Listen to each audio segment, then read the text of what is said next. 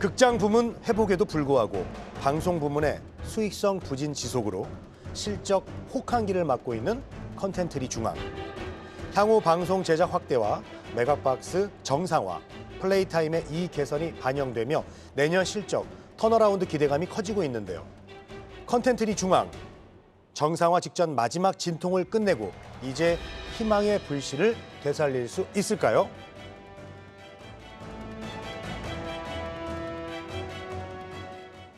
네, 오늘 주인공은요. 컨텐츠리 중앙입니다. 근데 3분기 실적이 이제 부진했다고 하는데 어떤 이야기인지 정준희 캐스터 자세히 좀 전해주시죠.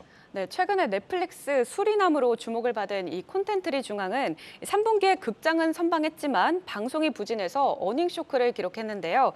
극장 부문에서는 상영관 광고 매출 상승세와 또 범죄도시 2, 이 투자 수익이 반영되며 80억 원의 영업이익을 냈지만 방송 부문에서는 해외 자회사의 신작 편성이 지연되면서 212억 원의 영업 적자를 기록했습니다. 네. 자, 재벌집 막내 아들도 또 인기가 어마어마하잖아요. 정준희 네. 캐스터도 좋아하시죠? 네, 너무 재밌게 보고 있습니다. 아주 재밌게 보고 네. 계신다고 얘기를 들은 것 같은데 이게 너무 잘 돼서 컨텐츠리 중앙이 진짜 재벌 되겠다 뭐 이런 얘기도 있더라고요. 자, 그리고 중국의 한한령 해제도 이제 많이 기대감이 또 커지고 있고요. 컨텐츠 관련주가 이제 연일 흐름이 되게 좋습니다. 자, 조남준 차장님. 네네. 컨텐츠리 중앙 어떻게 보세요? 자, 컨텐츠리 중앙이 보면 이제 우리가 이제 비교를 항상 해봐야 되잖아요. 이번에 이제 재벌집 막내 아들의 이제 제작사가 투자사가 이제 두 군데인데요. 이제 콘텐츠리 중앙과 그다음에 레몽레인이에요. 네네. 자, 이제 50%씩 이제 투자를 해서 했는데 지금 현재 레몽레인의 시가총액이 최근에 올라와서 2,200억이에요.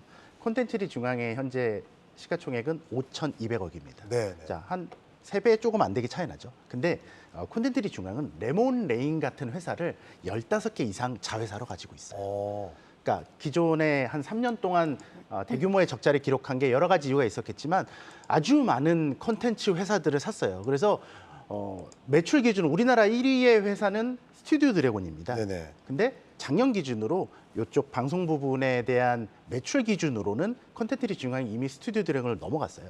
스튜디오 드래곤의 시가총액이 현재 2조 2천억입니다. 콘텐츠리 중앙보다 4배 정도 큰 회사죠. 네네. 근데 종합적으로 지금 해보면 이 방송 쪽, 그러니까 콘텐츠 쪽이 조금 이렇게 활성화가 된다면 지금은 말도 안 되는 적자지만 내년, 내후년엔 말도 안 되는 흑자가 나올 수도 있어요. 거기에 이제 극장은 이제 턴어라운드 했죠. 그리고 이번에 엉뚱하게 그 놀이방 하나를 샀잖아요. 1,250억짜리 주고 놀이방을 샀어요. 네네. 우리나라 1위의 이제 플레이 타임이라는 놀이방인데요. 네. 제가 과거 재무제표를 보니까 맥스 한 70억까지 벌었더라고요. 네네네. 그럼 한 100억 정도도 벌 수 있고요. 그러면 100억 버는 회사를 1,200억에 샀다? 그러면 나쁘지 않게 산 겁니다. 이렇게 보면 이제 메가박스 그리고 놀이방, 방송. 근데 그중에 가장 큰 부분을 차지하는 게 방송이니까요. 이쪽에서의 어떤 기대감을 보면 예전에 이제 한 8만 5천 원 정도까지 주가가 갔었어요. 그때가 좀 과연 오버였을까라고 생각을 해본다면 지금 우리나라 K 콘텐츠에 대한 어떤 이슈, 또 이번에 재벌집 막내 아들이 좀 특이한 게 하나 있어요. 넷플릭스하고 디즈니 플러스하고 동시 방영을 합니다. 아, 예. 무슨 얘기냐면 경쟁사잖아요. 네네. 하나에만 동시 방영을 하지 현재 하고 있는 걸 2개 OTT에서 방영한 적은 제가 알기로는 없거든요. 네네네. 그 정도로 이게 기대감이 하고 마진이 좋다는 거예요. 자, 이게 무슨 얘기예요? 단순히 송중기가 나왔다는 게 아니라 K 콘텐츠에 대한 어떤 여러 가지 그런 어떤 분위기가 좋아지고 있다는 거죠. 그럼 내년에 결국엔 영화를 많이 만들고 드라마를 많이 내고 컨텐츠를 많이 만드는 회사가 엄청난 수혜를 볼 수 있다. 그러면 현재 여러 가지 가치를 비교했을 때 네. 컨텐츠리 중앙은 그러니까 좀 약간 가슴 떨리는 기업이 될 수도 있겠다라는 생각을 하고 있습니다. 네, 극찬을 해주시네요. 컨텐츠나 드라마 같은 경우는 이제 만들어놨다가 나중에 또 인기를 얻을 수도 또 있지 않습니까? 네, 정산 방식이 조금씩 다릅니다. 네네네. 그러니까 무슨 얘기 우리가 지금 만들었다고 돈을 받는 게 아니고요. 그렇죠.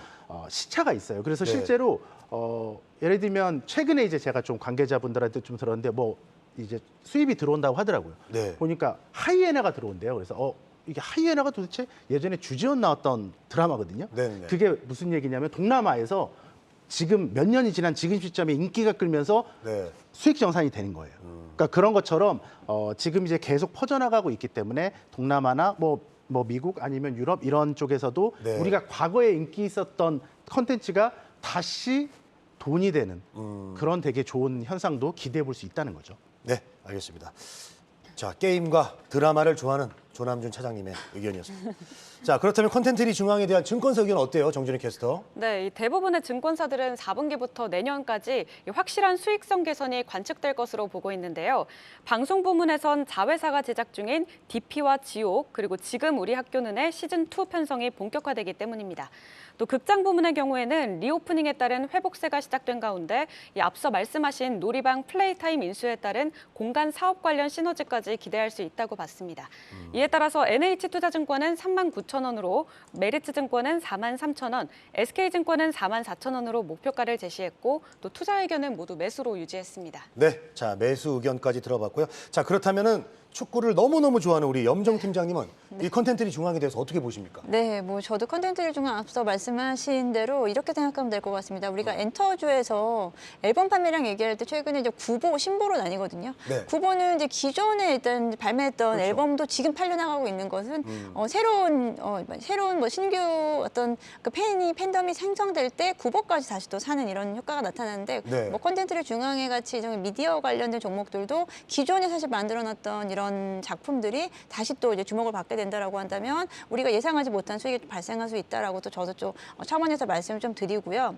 그리고 아까 이제 플레이타임 얘기할 때 놀이방이라고 말씀하시면 사실 좀 섭섭한데 지금 플레이타임은 지금 한 서브 브랜드가 한 20개 정도 넘게 있습니다. 이제 그만큼 뭐 영화관이라든지 그리고 뭐 우리가 뭐 할인마트 등에 사실 지금 많이 지금 진입을 해 있고요. 네. 지금 현재 매출액 같은 경우에는 작년 기준으로 한 340억 원 정도 매출액이 발생하고 있습니다. 물론 아직까지는 적자 기업이긴 합니다만 네.